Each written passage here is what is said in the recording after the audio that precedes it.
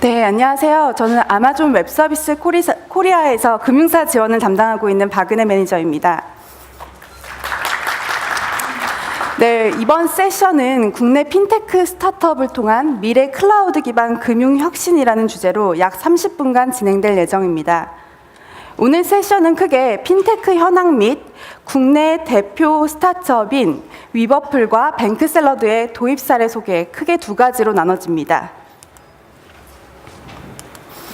네, 우선 핀테크의 정의에 대해서 한번 짚고 넘어가도록 하겠습니다.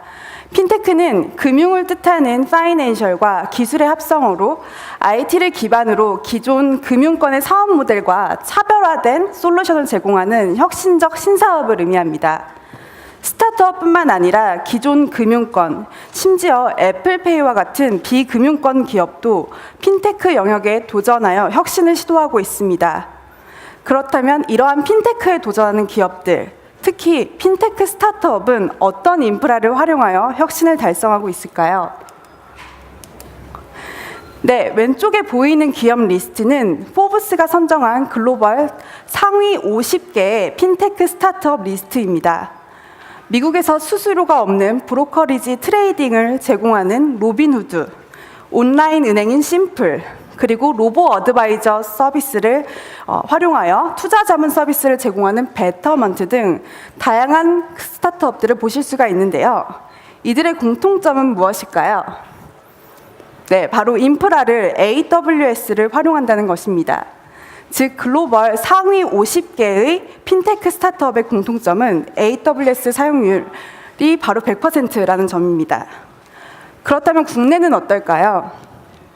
오늘 발표를 진행해 주실 뱅크샐러드와 위버플뿐만 아니라 8%, 피플펀드, 핀다 등 주요 스타트업들이 AWS를 인프라로 선택하셔서 혁신을 시도하고 계십니다. 또한 AWS는 신한퓨처스랩, 위비핀테크랩과 파트너십을 맺어 입주 스타트업들이 AWS를 효과적으로 사용하실 수 있도록 지원을 하고 있습니다.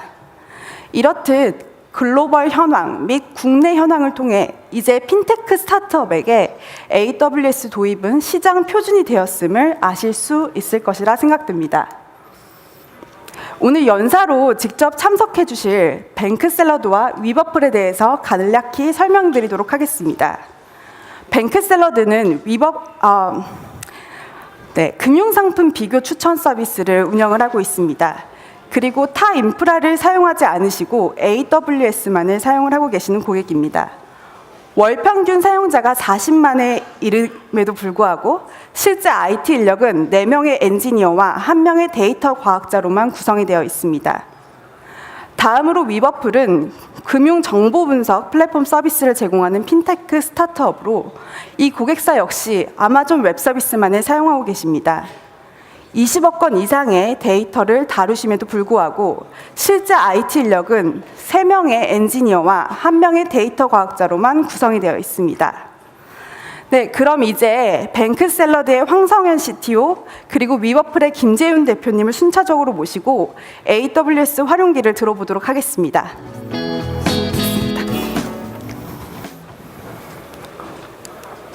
안녕하세요. 레이니스트의 CTO 황성현입니다. 저희는 흩어진 금융정보를 모아 사용자의 더 나은 금융생활을 돕는 뱅크샐러드를 운영을 하고 있습니다. 저는 오늘 레이니스트가 왜 AWS를 도입하였는지 그리고 그를 통해 얻게 된 결과는 무엇인지 설명드리도록 하겠습니다. 뱅크샐러드는 크게 웹사이트와 앱으로 나눠서 설명드릴 수 있는데요. 먼저 웹사이트에 대해 설명드리도록 하겠습니다. 뱅크샐러드 웹은 금융상품 추천 기능을 제공을 하고 있는데요.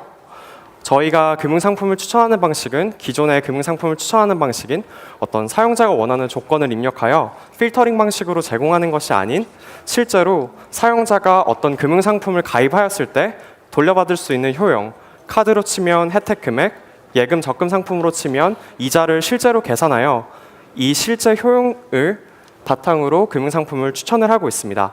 가령 이 화면의 경우에는 저희 뱅크샐러드가 카드를 추천하는 방식에 대한 화면인데요. 먼저 사용자가 추천받기를 원하는 카드의 종류를 입력하고요. 그리고 월 평균 카드 사용 금액을 입력합니다. 그리고 실제로 한 달에 소비하는 어떤 소비 패턴을 입력하면 되는데요. 가령 월 지하철에 10만 원 정도를 사용을 하고 통신료로 월 10만 원 정도를 사용하는 고객이 이렇게 소비 패턴을 입력을 하였을 때 다음과 같은 결과를 통해 저희는 금융카드를 추천을 하고 있습니다. 실제 고객이 받을 수 있는 월 혜택 금액을 1원 단위까지 계산하여 가장 혜택 금액이 큰 순으로 카드를 추천하고 있습니다. 그리고 좌측 사이드바에서 보실 수 있듯이 타 사이트에서 제공되는 기본적인 필터링 기능도 제공을 하고 있습니다. 또한 카드뿐만 아니라 뱅크샐러드에서는 예금과 적금 추천 기능도 제공을 하고 있는데요. 화면에 보시는 것과 같이 원하는 적금, 예적금 상품의 가입 기간을 입력하고 월 희망하는 납입 금액을 입력하고 몇 가지 인적 정보를 입력하시게 되면 기본 금리뿐만 아니라 우대 금리까지 모두 고려하여 가장 많은 이자를 받을 수 있는 예금과 적금 상품을 추천해드리고 있습니다. 네, 화면에 보시는 것과 같이 우대 금리가 반영되어 이자를 가장 많이 받을 수 있는 예적금 상품을 추천하고 있고요. 제1금융권, 제2금융권 등의 간단한 필터 기능도 함께 제공을 하고 있습니다.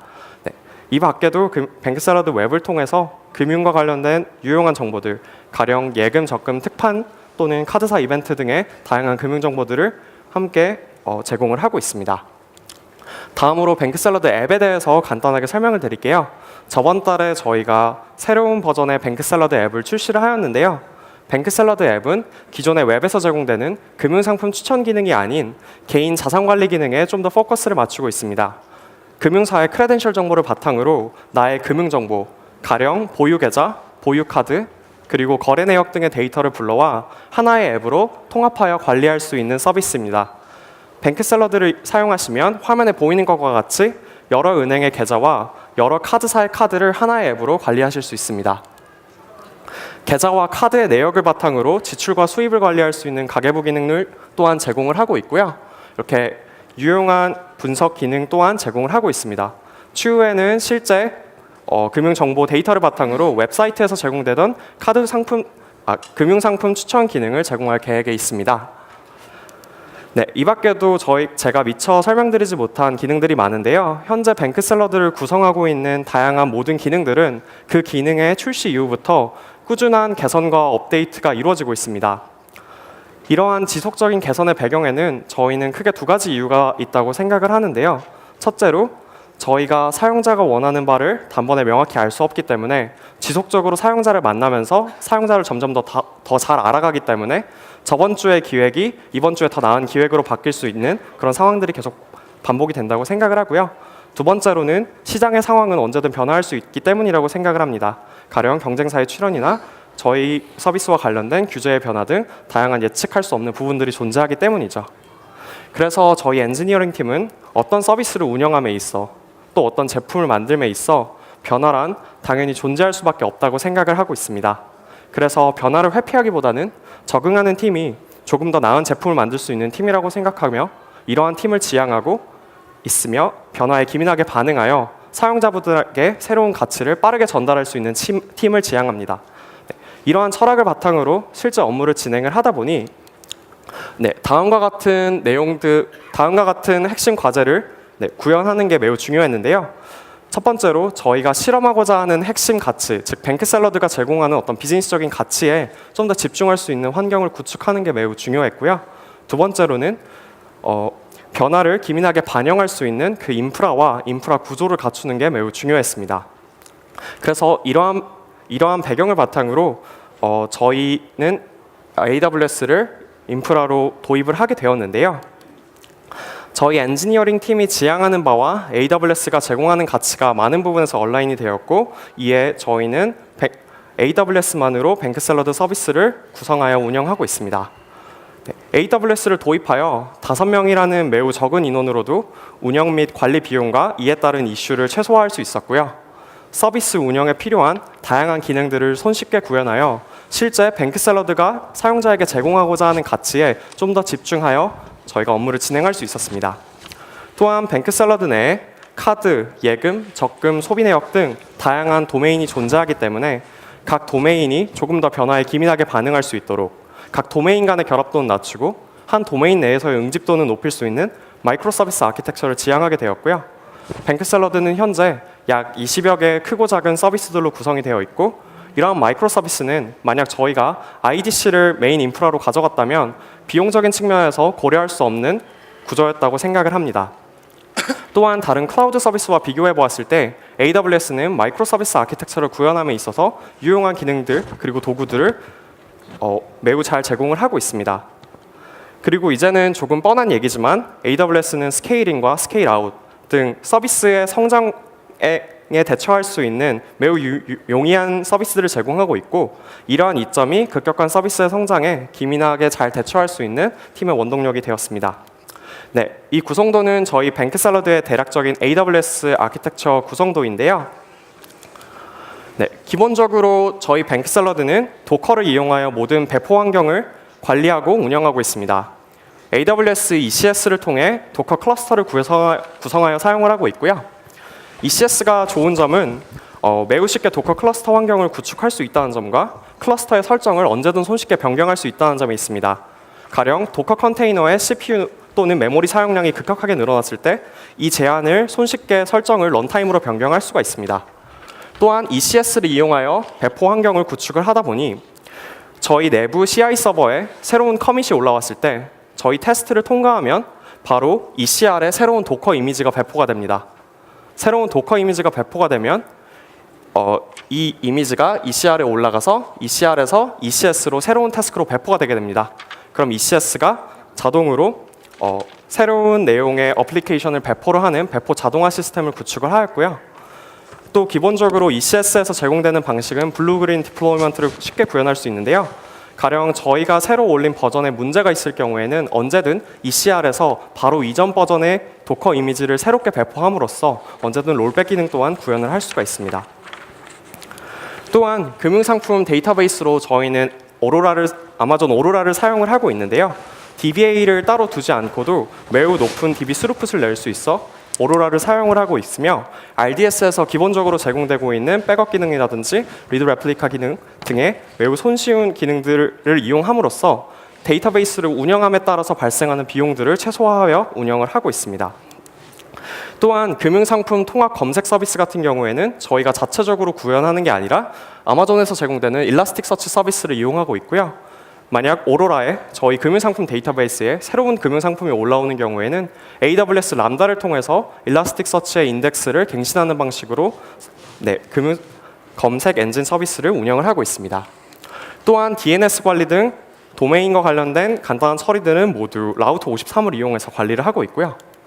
인터넷에 연결된 게이트웨이의 모든 액세스 로그를 구성도에서 보시는 것과 같이 아마존 S3에 모두 저장을 하고, 이를 AWS 데이터 파이프라인을 통해서 S3에 저장된 액세스 로그를 저희 내부에서 사용하는 데이터 웨어하우스인 레드시프트로 계속 데이터를 마이그레이션 함으로써 저희의 비즈니스 인텔리전스 서버를 운영하여 구축하고 있습니다. 네, 또한 회원 이메일을 보내는 기능 같은 것도 아마존 SES를 통해서 매우 간단하게 메일링 서비스를 구현을 하였고요. HTTP 통신을 위해서 저희가 발급받아야 되는 SSL 같은 경우에도 아마존 서티피케이트 매니저를 통해서 추가 발급 비용 없이 매우 손쉽게 AWS 서비스들과 연결하여 인증서를 사용을 하고 있습니다. 네, 그리고 이 모든 인프라가 아마존 VPC 내에 구축되어 외부에서 접근할 수 없는 환경에서 매우 안전하게 운영되고 관리되고 있습니다. 네, 뱅크샐러드의 AWS 아키텍처 구성도를 통해서 AWS의 어떤 기능들이 뱅크샐러드를 구성하는 데 도움이 되었는지에 대해서 말씀을 드렸습니다. 끝으로 AWS 도입 결과를 요약하여 말씀드리도록 하겠습니다.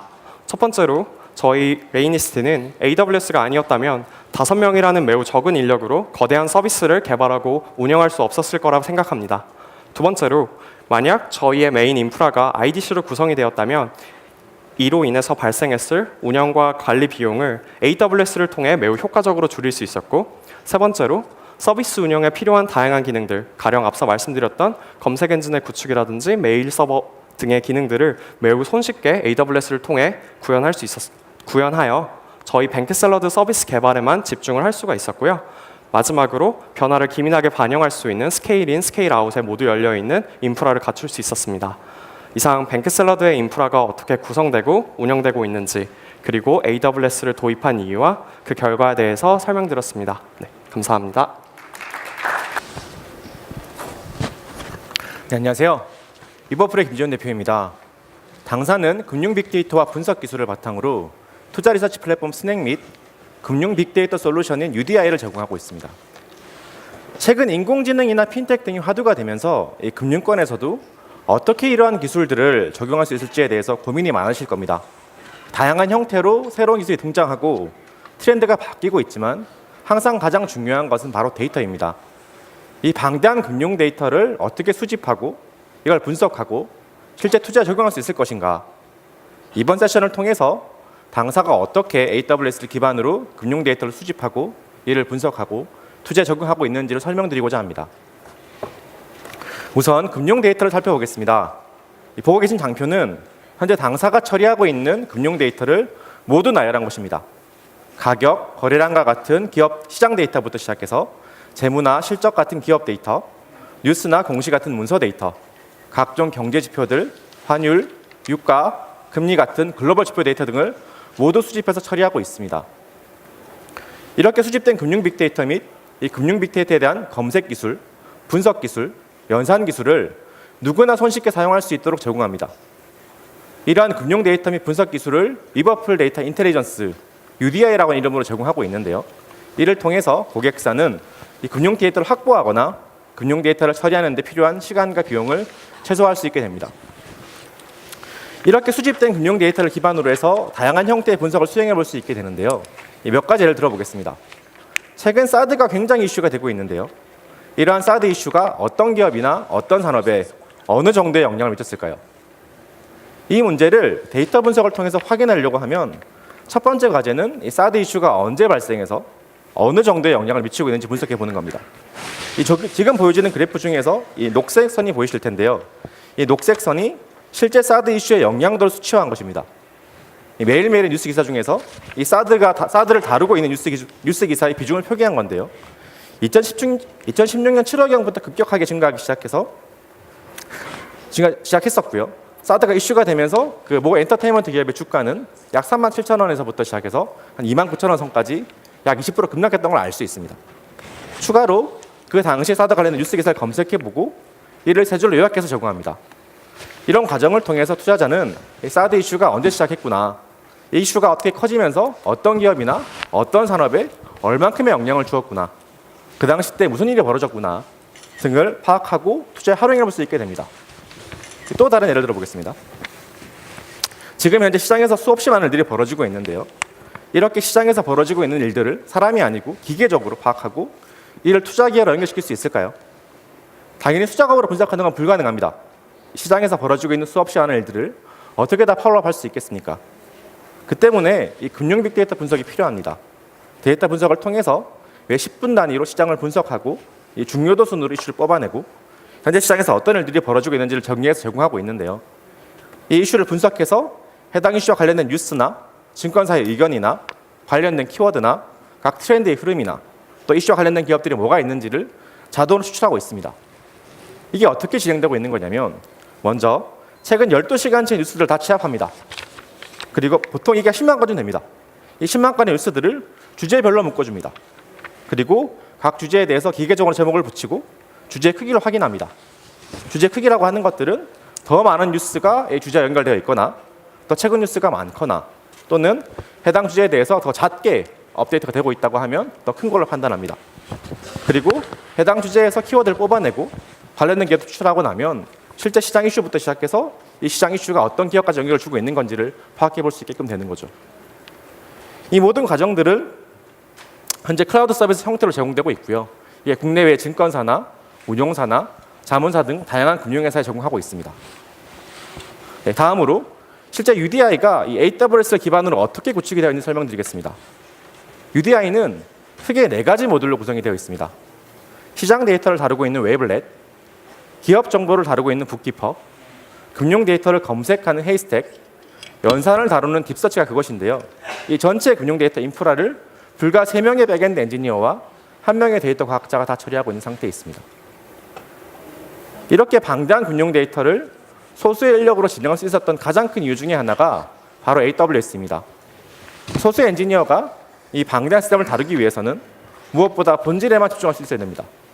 IDC를 세팅하고 서버를 증설하고 서버를 관리하는 등의 운영 관련 이슈들은 다 최대한 자동으로 동작해야 하고요. 이것이 IDC가 아니라 이 AWS 선택한 가장 큰 이유입니다. 두 번째는 데이터가 엄청나게 빠르게 커진다는 건데요. 저희가 추가로 처리하는 데이터 양이 연간 5억 개쯤 됩니다. 근데 5억 개의 데이터가 늘어나면서 실시간으로 업데이트가 되면서 그 크기에 맞게 서버도 같이 늘어야 되거든요. 이 늘어나는 과정들을 소수 인력으로 처리한다는 것은 굉장히 큰 비용이라고 할 수 있겠죠. 세 번째는 이 금융 데이터 특성과 관련이 되어 있는데요. 금융 데이터는 첫 번째로는 실시간입니다. 더 큰 건 뭐냐면 실시간 때 벌어진 이벤트 처리하지 못하고 나면 그 데이터 복구가 불가능합니다. 그 때문에 그 기본적으로 분리된 서버에서 잘 백업할 필요가 있거든요. 이런 식의 지원들을 AWS가 잘 지원해주고 있습니다. 마지막으로 저희 개발 원칙이 폴토러런트, 페리세이프, 스케일러브 아키텍처라고 하는 몇 가지 원칙을 세우고 있는데요. 이런 원칙들을 다 만족시킬 수 있는 플랫폼이 아마존 AWS밖에 없었습니다. 이번에 실제 저희 서버 모듈을 어떻게 AWS 기반으로 구축했는지 설명드려보도록 하겠습니다. 이 웨이블렛은 이 데이터 유실에 매우 민감하게 있는 주식 거래 데이터를 다룹니다. 이 때문에 장애를 대비해서 일본, 한국 리전으로 구성되어 있고요. 각 리전은 보안상 크게 인터넷과 연결되어 있는 VPC와 인터넷에 연결되어 있지 않은 VPC 구분되어 있습니다. 이 VPC는 AWS에서 고객이 정의하는 가상의 네트워크를 의미합니다. 이 거래소에서 거래 이벤트를 받는 티커가 이 모든 이벤트를 아파치 카프카로 전송하고 실제 처리는 컬렉터라고 하는 걸 받아 처리하게 됩니다. 왜 아파치 카프카를 쓰냐면 실제 티커가 전송하는 모든 데이터들을 저 컬렉터만 받아가는 것들이 아니고 이 2개 이상의 백엔드 서비스가 같이 받아가게 되는데요. 같이 받아간 다른 백엔드 서비스들에서 머신러닝 태스크를 수행하거나 미래 무거운 계산 수행하는 등의 여러 용도에 맞게 데이터를 독립적으로 처리할 수 있습니다. 처리된 데이터는 필요에 따라서 엘라스틱 캐시를 통해서 관리 중인 레디스나 RDS를 통해 관리 중인 MySQL로 저장이 되고요. 또 중요한 것 중에 하나가 거래소에서 티커가 수집한 원본 데이터는 매일 저녁 11시에 AWS 오브젝트 스토리지인 S3 버켓으로 백업이 되는데요. 이 백업된 데이터를 가지고 언제든지 이 특정일의 주식거래 전체를 동일하게 되돌려보거나 저희 내부 알고리즘을 시뮬레이션 해볼 수 있습니다. 이 시장 데이터를 다룰 때 가장 큰 장점이 뭐였었냐면 첫 번째는 일본, 한국으로 떨어져 있는 물리적 서버를 되게 쉽게 쓸 수 있어서 장애에 대한 대비가 가능했다는 점이고요. 두 번째는 아까 설명드렸던 것처럼 이 전체 데이터를 틱 단위로 다 백업할 수 있었다는 겁니다. 이것들을 통해서 실제 저희 내부 알고리즘을 시뮬레이션 해볼 수 있는 기반을 만들 수 있었습니다. 두 번째는 헤이스택이라고 하는 저희 검색 엔진인데요. 이 헤이스택은 비정형 문서 데이터에서부터 시작해서 데이터를 추출하고 이를 정형화된 데이터로 변환하고 문서 데이터와 함께 검색할 수 있도록 만들어둔 검색 엔진입니다.